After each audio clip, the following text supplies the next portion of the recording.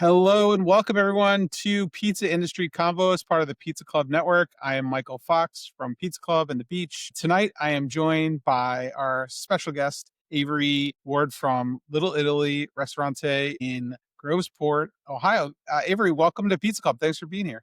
Thanks, Michael. I'm glad to join. Thanks for having me. Yeah, of course. I'm excited to talk more about your story. You grew up in the pizza business. Tell us a little bit about how your family got into the pizza world. Absolutely. We've been going at this since 1966 as a grocery store. My grandparents ventured out into a little town of Groveport, Ohio. My grandma was 8 months pregnant, about to have their first kid, and they stopped for drinks at this little hole in the wall grocery store called Smith's Home Market. And, they went in there and got some drinks, and 4 hour long conversation turned into the guy, Russell Smith, offering them to buy the business for $18,000, and it came with a house right next door.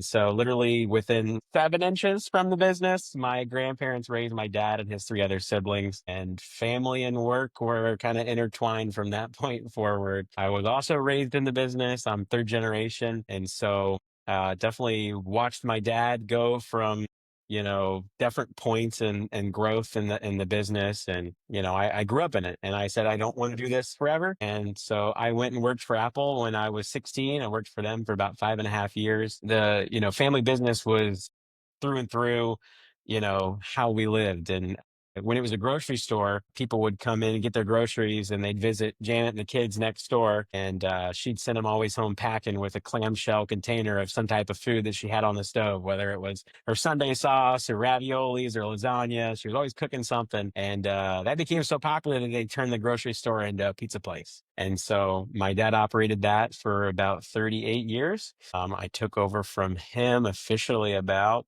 8 years ago now, and been doing it ever since. And I came back to the family business because my dad had a massive brain aneurysm in 2015, and we kind of had three options. It was either sell it, which they refused to do, go bankrupt, which they were about 3 months away from, or close the business, which they refused to do. And so I decided to come back, and I said, if I can come do this, I'm going to turn this thing into my own way, and I'm going to blow it up into something that we've never seen before. And so, that's kind of what we're on the track to do. In just the last 8 years, we've gone from a $500,000 business to over 5.5 million at our single location. We opened up a coffee shop in our former location, which was the grocery store back in the day. We turned that into a coffee shop, Main Ground Coffee. We have a food truck operation that we run with a singular food truck around Central Ohio for the Little Italy brand, as well as the catering division of our company, which we do about 55 to 60 weddings a year through. It's quite busy. Impressive story. You really have done quite a bit of a turnaround. So to talk about what the business was before and like how it's evolved to where you are now, because obviously you made some changes, right, to kind of get things to a different place from the past into the future. So talk a little bit about when you came back from Apple and what were some of the things that you had to change and started to implement as you grew the business. My dad was definitely the superhero operator. I mean, so many people could probably connect with that. Just always ripping your shirt open, and I'm Superman, and I can do everything. And sometimes feeling like you have to do everything, right? Of touching the pizza sauce recipe to the dough that's being made. We make our own noodles in house. My dad made all of the noodles for 35 years that he was doing it, right? He was the only one. And, I watched that throughout my childhood so often, just consume him and consume really my upbringing, honestly. Like we didn't take vacations, and it was business, business, business. And I was raised great. I mean, just so much values around work and working hard and earning your way, right? And my dad was very much so like happy if bills are paid, he's tickled shitless. And I think there's so many operators out there that are like that just are content with taking care of their family, taking care of their employees, and taking care of the customers, and they're happy. And I watched that and definitely said to myself, like, I don't want to make that same mistake. And I watched my dad literally fall onto the floor, and no longer able to be him because the business quite literally consumed his entirety of his life. And I think there's so many operators out there that are like that struggle to make ends meet and or just handle everything. And so for me, I had this great opportunity, and honestly, it's a blessing and a curse that I saw so many great mistakes occur in front of my eyes, and I really learned like how not to do some of these things and how can I do it better. And I think that's what I had a great time away working for Apple, and I learned so much about systems and people and culture and how to run a business the right way and through systems and accountability and structure. And I really brought all that back into the business. And the first things first was consistency. Like everybody knows, you got to deliver a consistent product. When somebody's going and spending their hard-earned money with you, you got to make sure it's the same thing every time, right? And so that was one-on-one. Like we need recipe cards for every item we're making, and I need to be able to train everybody the same way, and consistency on what we deliver. We say restaurant 101: hot food hot, cold food cold, clean, safe environment for your guests and employees, wow customer service, and incredible product, right? If we do all those things right, we're running a great operation and we're going to do really well. And that's really what I honed in on. I want to run a great operation. And I was lucky through COVID. We doubled and a half our sales in 2020 because we did that really well. And people were ordering obviously to go. It was like pizza and Chinese, right? We were already set up for success. I was already in with online ordering. I was already doing all that stuff really well. Delivery was already in the bag. And we grew and we continued that momentum year and year through and through. Like I said, we've literally gone from 550,000 to 5.5 million in 8 years. That's through incredible service, incredible product, incredible environment, and it all works. And time again, it's the proven process that people will come and spend their hard-earned money with a brand they can get behind, a person they can get behind.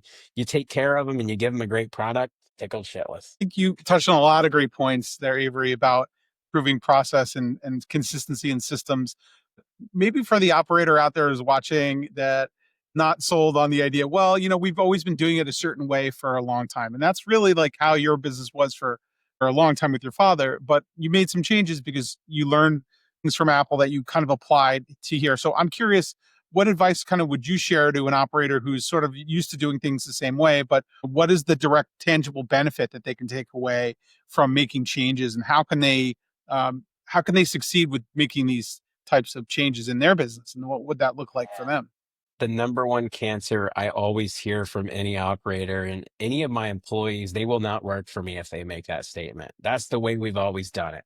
Well, if you keep doing it the way you've always done it, you're going to get what you always got, right? And that is cancerous. Because if you're not willing to make change, you're not willing to get uncomfortable, you're not willing to think that there's a better way out there, you're going to fail. And your competition down the street is going to eat you up and spit you out because they will understand that there's a better way of doing it. They're going to take what you do really well and they're going to do it better. Right. And I have the great opportunity that, in 2021, I signed up for a restaurant coaching program. A little plug for David Scott Peters. He's become a great friend of mine and he's really helped me get to where I'm at today. And a big part of that is realizing that there's got to be a better way, and we're going to build a great team of people who are always open-minded to the possibility that we're not doing it perfectly. And that's what we do every single week in our business. We do what's called IDS. We're an EOS company, so we run on a very structured set of systems and processes that we run our business. And part of that is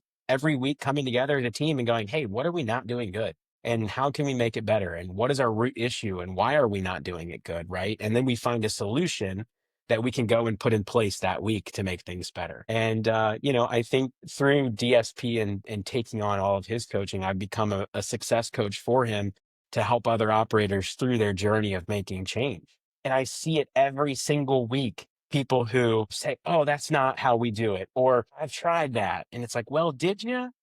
Because if you're not just willing to shut it down and say that's not the right thing, did you really try it? And I see so many operators who, want to make change, but they let themselves get in their own way of going, nah, I need to have my hand on that, or I can't let go of that control. And that's a really dangerous game to play. Delegation is so critical, right? If you're trying to grow a business, I'm sure you've learned that. 100%. I have 85 employees at Little Italy, 10 at Main Ground Coffee, so 95 in total. We're almost pushing 100. And I always have this saying of, I could have 10 roles on my plate tomorrow, but I'm going to do each of them 10% well. And if I can give somebody one of those roles to do 100% well, we're going to do really well. And so, time by time, line by line, literally in our business, it's become about creating a company that people have space to do great work. They have the vision of what great work looks like, and they have accountability structures through weekly check-ins, through job descriptions that are super clear, through data and scorecard metrics that we're looking at on a regular basis to basically tell the employee if they're doing a good job or not. Because they shouldn't have to wait for me to come pat them on the back to tell them they're doing awesome work. Now, also, I know you've expanded, right, a bit. Talk a little bit about side of. Yeah. So, 2023 rolls around. We had grown from 2020, 2021, 2022 consistently. And in 2022, I was like, man, I've got to expand this. I literally need more space. I am having customers wait down the hallway Thursday, Friday, Saturday, Sunday nights. It's literally a line out the door. I have a line in the dining room waiting to get tables, and I have employees like rubbing backs working our lines because it's that small of a kitchen. It was an 800 square foot kitchen. And at the time before we left, we were doing $2.5 million in an 800 square foot kitchen. And I knew that I had to grow. And so I really looked into opportunities in our town because I knew I didn't want to move far. Like we were the premier, the established, the household name for local pizza in our area. And I knew that I couldn't mess that up. And so I ended up finding a place 2 blocks away and put literally everything in one bucket. It was the riskiest move that I've ever made. My dad still has chilled down his back thinking about it, but I literally put my house, his house, the old restaurant, his mom's house, all on a HELOC line of credit, build out this space for $1.8 million. We pumped into it. And here we are, just 2.5 years, almost 3 years later, and it's all paid off. But it's paid off because we've made massive change. We've grown a lot. I've developed a team. I've developed amazing systems. And honestly, I have such amazing people who take care of our customers time and time again, and they all know where we're going. And that's the biggest part of business, is knowing where you're going and sharing that vision constantly with your team. Because if they feel like they're working this dead end job, then what's the point of trying? What's the point of making change? What's the point of growing? I don't want to do more work if there's nothing in it for me, right? And so we as a company have really made it clear of where we're going with our vision. And that's in 10 years from now, we're going to be a $25 million restaurant group with 5 locations in Central Ohio. And we're going to be an ESOP, which is an employee stock owned purchase plan where our employees own the company week after week. They're buying shares of the company from me when it's time for me to kind of back out. That's amazing. So you have a real vision for this in the next few years. Definitely check back in about that to see how that's going, because that's ambitious but exciting too. We achieve it 90 days at a time, my friend. 90 days at a time. We set our priorities and we look at what are we going to do this next 90 days to make sure this happens. And every 90 days, guess what? We're also meeting weekly. And so we know where we're going next 90 days. And hey, where are we at? Are we on? Are we off? We on? Are we off? And everybody has a seat to own, and they better own their results. Well, I want to switch gears for a second to talk a little bit about marketing, because I'm checking out your socials. Love how you're doing some different things than some of the other pizzerias I've seen have done. You created a digital series, Slice of Life, a kind of your little vlog. Talk a little bit about how you got to coming up with these ideas and marketing to get the word out about your business. So Slice of Life was born because I had a need to tell my story. I knew that I needed to translate this brand, this very reputable brand in the community, to a face, which people knew, to a story that I had to tell every single week. And it started out by a little micro series that we called Groveport Greats. I had this great idea. I was like, man, there's so many great local businesses in our town. I want to partner with 4 or 5, and I want to go shoot a little episode at their place. And we did that. And people could go to that place and they could pick up a little swag pack that each of these businesses collaborated to make. And we did a little funny scene. One of them was at the dentist office, and they diagnosed me with pepperoni Don-titis, and they pulled out a piece of pizza out of my mouth. I'm like, that was in your mouth? No way. And then she ate the pizza at the end, and it was a hilarious ending. And that had so much traction, and people loved it, that I was like, man, we need to do something else with this weekly. So Slice of Life was born in this fact that we have so much good stuff happening in our business, with our employees, with our community, and we need a way to tell that story, and we need to control that narrative, because by golly, I'm not waiting for that news outlet to finally do a news piece on me. 10 years later, because it still hasn't happened, by the way. I'm not waiting on the local news to do it. And hey, by the way, I may have a larger reach than the local news. And so, friend of mine, Matt Plapp, is always talking about, get on video, get on video. And I went all in with it. I hired a full-time marketing director. He shoots, edits, creates all of our content that we do. And now I'm kind of just the personality on camera. But the first episode was I went to the local school, and they wanted me to come talk to students about career day or whatever it was, and we just filmed it, and it was a great little episode. And then the next one was putting out fires in the restaurant. There's all this stuff going on, and we filmed this photo shoot. And oh, by the way, wouldn't even think that it was President's Day. And shit, you got to pay attention to the holidays when you schedule stuff, right? And it's really fun, quirky thing that we got into, and it's driven so much success. We're getting anywhere between 45 to 55,000 views on a weekly basis. We were just featured in PMQ for the Slice of Life, and here we are now, 70 something episodes in, 80 something episodes. I think it's 75 episodes in now. We're in talks with some major, major brands in the pizza industry to potentially partner with them and make some content, kind of share their customer stories and tie it all back to that business. Fantastic. And it's so true. Like you don't need to wait for the news outlet to come to you. You can create your own platform. I think that's you make an excellent point that there's an opportunity, there's a customer base that is already there waiting for you on social media. So why are you waiting for permission when you could just start now? People want to support you. They just need to know who you are, and you have to put that face. And it's a lot harder to attack Avery, the guy who wears a pizza shirt. And today I kind of feel bad. I didn't think about this. I'm always in a pizza shirt, and Mondays are my management meetings. So I kind of change it up for those. But, it's really hard to attack the guy that you always see online in a pizza shirt, right? When the pizza's bad versus this logo. And so it's different. And they see that level of involvement because all pizza shops, like, we are the root of our communities. We're the ones that are donating to that person's kid's ballerina dance sponsorship. Like, we're the ones doing that kind of work, and we're not sitting here patting ourselves on the back publicly for it.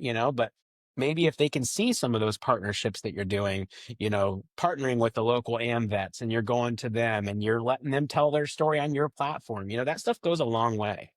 No, 100%. I think it's important to kind of put out there what you're doing and use your platforms to talk a little bit about some of the challenges or trends that you're seeing in your business that you think might be relevant to shops around the country. Yeah, so every week it's important for us to throw our issues on our what we call our issues list. And I think every restaurant owner, and no matter how you run on your list, I started out with a shared note on my phone that was literally on your notes app with the check boxes all the way down it. You got a problem? It goes on the list. And the common trend that I see is so many restaurants not actually tracking what their issues are. They got in the back of their heads, oh, you did that. Oh, yeah, that's a problem. Oh, yeah.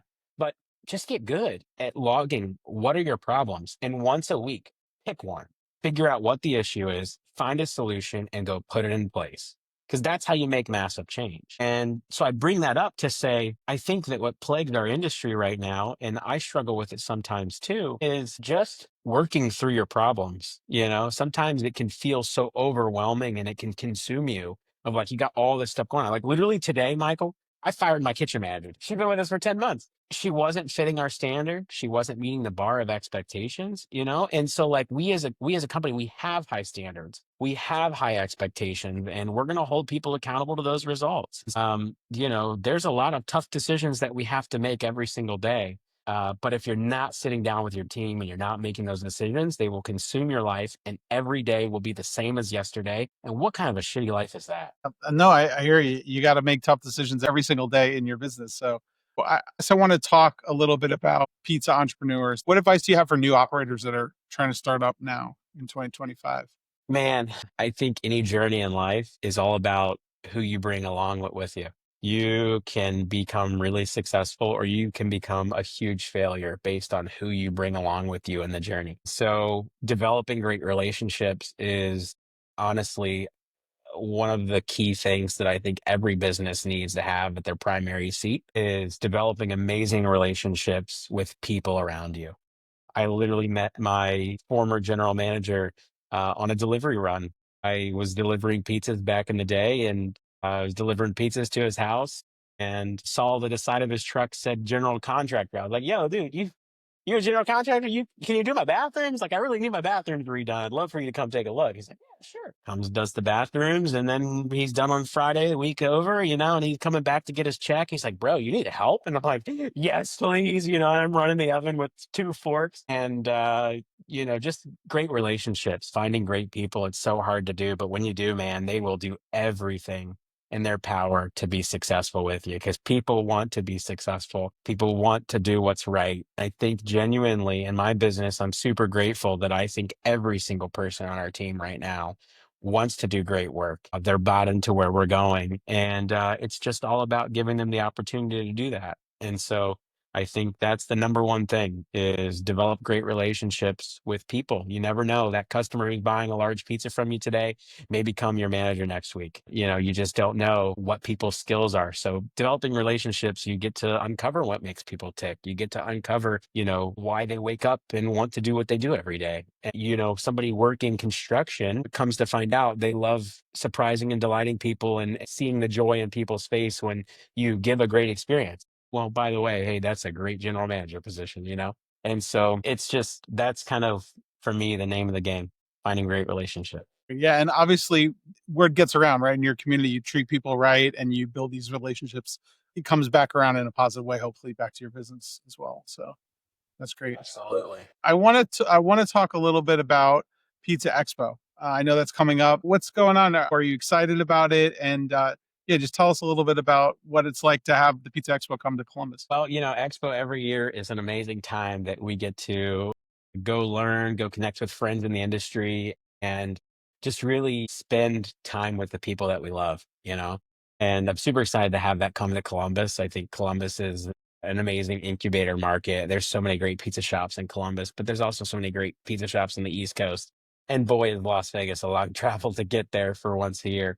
And so, we're super excited to have it come to town, and we're super blessed that we're actually partnering with Pizza Expo and the guys up at Master Pizzas and some people that help run the expo, that we are hosting the industry pre-party in Columbus. So Tony G at the famous Pizza Rock, every year he hosts the pre-party for Expo. Well, the Columbus pre-party is happening at our place, so we're super excited about that on the 26th of October, which is the first day of the show. Sunday, the pre-party will be at Little Italy Ristorante. They can come in from 6 to 10. The badge will get them entry, and come hang out and network with some of the best industry professionals out there, some great partners in the industry, and just have a good night. Exciting. That's fun. I'm sure it's going to be wild to have the pizza industry show up at your pizza shop in October. So A little sure you're nerve looking forward to wracking. that. A little Yeah. nerve wracking. Not gonna lie. Yeah. How do you make pizza for the pizza community? Talk a little bit about your pizzas and also what you have planned for that night. Yeah, we're a thin crust, Columbus style, dare I say. They've officially made it a term, Columbus style. Only us in Columbus know what's up with that, right? But thin cracker crust, cut toppings edge to edge, square cut, crispy bottom. So, we've been doing it the same since 1979. We've grown a lot, and our community loves it. But my dad always said that pizza is like sex, right? And so it's a little personal for everybody. Some people like this style, some people like this style. And Columbus is my favorite, but I also love a good Detroit. So Before we wrap up here, I just wanted to say if there's anything else that we missed. I would say, for people that are watching, I'd love to have you join us every week on our YouTube at Little Italy Groveport, and check out the Slice of Life. We try and give a lot of great inspiration for 3 segments, and one of those being the pizza community. I think there's a lot of value in teaching, but also learning. I'm constantly learning. I am literally the biggest sponge you'll ever meet. Put me in a class, I won't say a word until the end. I think we're doing something unique on that aspect, so I'd love people to check it out. Avery, thank you so much for making time to be here tonight. I really appreciate you. How can people follow you on social media for your business? At Little Italy Groveport on all platforms, littleItalyGroveport.com, or you can look me up, Avery Ward. I'm always happy to friend you on Facebook or something like that. If you want to connect, talk business, anything, happy to do so. Thank you for tuning into Pizza Industry Convos, part of the Pizza Club Network.